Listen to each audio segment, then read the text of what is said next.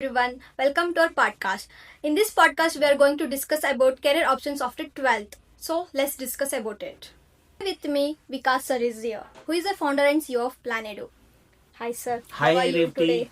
I'm good. How about you? Thank you. I'm good. Thank you. Yeah. Okay, I have a few questions about 12th students who is preparing for exams and all. I prepared one 10 or 12, 15 questions. So let's discuss about Yeah, that, yeah, sir. yeah, definitely. Would love to. Okay, fine. The first question is it's a universal question, sir. How should students think about their career? Like it's based on skills or job opportunities or their interest. See, Revti, first of all, there is this delusion around the world amongst not the students, the parents, that if I put my student, if I push my student, if I convince my student, if I somehow manipulate my student to get into certain particular field, he or she will become successful. That's not possible.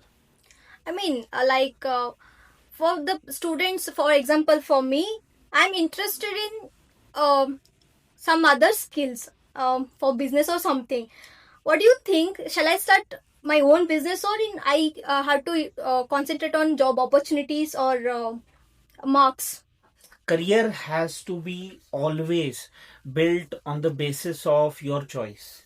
Whatever you love to do 24 hours, whatever you can do without even getting paid for it, without even thinking about the future, is your love. And that thing you should, I think that thing is something which gives you immense pleasure, and that is the career you should choose about. No, nowadays what is happening? The parents are thinking about only marks. You Hmm. should get placed in top 10 companies and you should get this LPA, this LPA. They are pressurizing the students. Yeah. What will you advise for them to See, parents or children? I got your point. See, first of all, parents, when they think about their kids' career, they should not think about present. They should think about future. Presently, whatever you get, sometimes we say, right, present profit is your future loss. Same thing happens with career. Whatever you think is feasible for you around the time might not be feasible in the future. Parents should always think whether my kid fits there or not, whether the personality of the kid fits or not.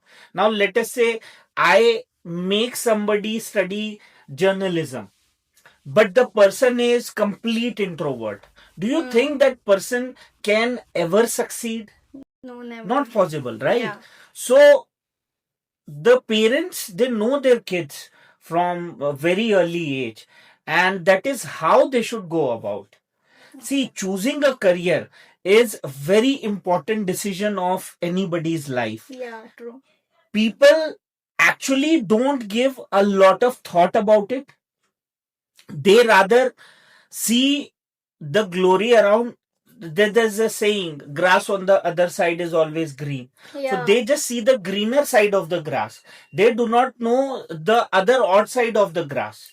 So parents, even kids, should think about what is happening in the worst condition. See, if I'm good at filmmaking, let it be whatever. Even if I'm not getting paid, I can do this and I'm good at it, I can compete there. So that is what a career should be, according to me. Money should always be your second priority. First priority should always be your interest and should always be the job which you think is best suited for you. Okay. Okay, thank you for that answer. This is a very thoughtful answer what you gave. And next question is what students are making mistakes while choosing their career? What do you think about that? What they are doing mistakes? Same thing. All of them are targeting careers which can fetch them a lot of bundles of money. Yeah. Secondly, they are just going behind the trend. They are not realizing what is trend today might be dead tomorrow. So these majorly are the two mistakes. And the third mistake is listening to what their relatives, what their elders, and what their friends expect them to do or suggest them to do. So I personally feel that these three things should be avoided. Okay, first thing, their interest. Yes, Okay. one should be doing whatever they are interested in. Yeah, true. And next question is, so many people, I mean, students are preparing for NEET. What advice will you give for them? Prepare well, first of all. Okay. Do not try and get into lot of multiple attempts. For example, I didn't succeed this time. One more attempt I should take, according to me. But if I'm not succeeding, I should definitely have a plan B for myself. Now you're seeing the number of aspirants who are attempting NEET every year, Revti, it's multiplicating every year. And this is a serious concern. It's actually a serious mental health concern. Now, you just imagine you are preparing for something which is going to last in the exam hall for few hours, but whole 364 days is a big time struggle for these kids. It's a big time mental health struggle which nobody is actually talking about. Yeah. So we should avoid wasting the time. Life is very big, opportunities would always come and go. What is most important is you should be thoughtful about what you want to do. You should completely know your potentials. You should understand what are your capabilities. See, you may like tea, I will like coffee. So Yeah. that doesn't mean I will follow your tea. I will obviously think about my coffee because I like it, right? So that is what has to be for anybody. Okay, next question. It's like a most important question, who is only concentrating on medical. So if doesn't get a medical seat, any other options in medical career for them? Lot of options. There are a Okay. lot of options, Revti. Now, if you are not able to get into MBBS, Okay. you can get into BDS, Bachelor of Dental Sciences. You can also get into some of the allied courses of AIMS, all the top AIMS. AIMS Delhi runs approximately 30-35 allied courses, which are directly into the career placements. And they are fetching very good salary options. Approximately 6 to 7 lakh rupees yearly package kids are getting after studying these kinds of courses. Apart from this, you have Bachelor of Physiotherapy. Now you just imagine, Revti, so many sports opportunities you can see in India nowadays. Earlier it used to be only cricket, right? But now all the sports are being pushed, and not only at male level, at female level also. So physiotherapists, especially sports physiotherapists, they are making a lot of money nowadays. It's not the same thing. Apart from this, there is pharmaceutics. Pharmaceutics has lot of scope. You can get into Pharm D. Now, Pharma D has, for your surprise, only about 30 to 40 seats in each college, Revti. And there are approximately not more than 200-250 colleges across the country who are offering Pharma D. Apart from that, let us say you want to keep it very precise, you don't want to struggle and study so much, then you can also go for D Pharma, Diploma in Pharmacy, or General Nursing and Midwifery.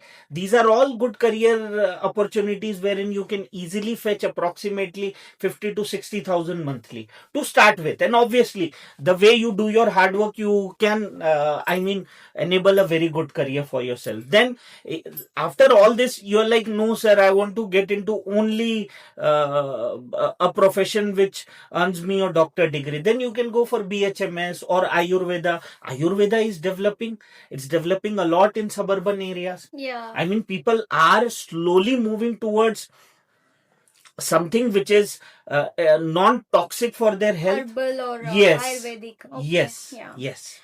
And another thing is, they are wasting 1 year for NEET coaching, or if they are not getting good marks, they are wasting 1 year, 2 years in same thing, right? Do you think they have to keep backup for before joining anything? Yeah, yeah, I mean, definitely. for example, they are concentrating on only MBBS. They are confused. If I didn't get MBBS seat, what to do?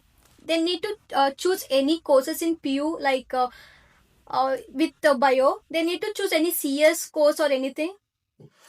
See, now I'll tell you something. Earlier, it used to be like whatever subjects you choose at your 10th or 11th or 12th level can only fetch you a career towards degree. But Now it's not like that. Okay. Now plus 2 can be all, after plus 2 graduation can be an all new start for you. Now you just imagine what is your life expectancy, 70 years. Now in 70 years you have already, I mean, invested 18 years or 17 years to complete your plus 2. Now you will take a drop for another, let us say 2 to 3 years.